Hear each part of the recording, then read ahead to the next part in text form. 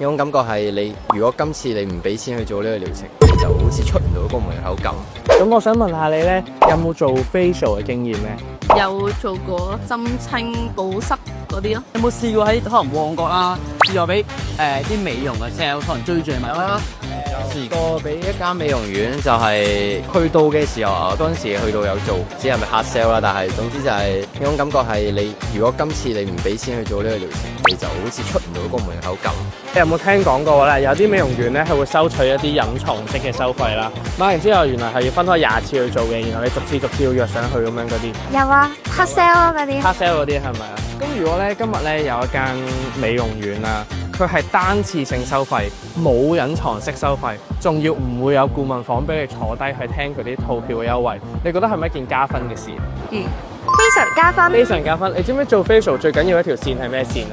開心差唔多啦，就係海關熱線啊！就係咧，如果咧嗰間美容院咧直頭咧係會 show 埋海關熱線俾你睇，話俾你知，如果你做得唔開心嘅話咧，可以打過去追究嘅話，會唔會令到你對美容院嘅信心都大增咧？線。會啊。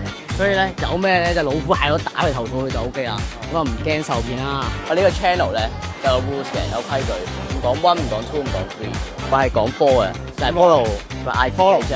冇錯。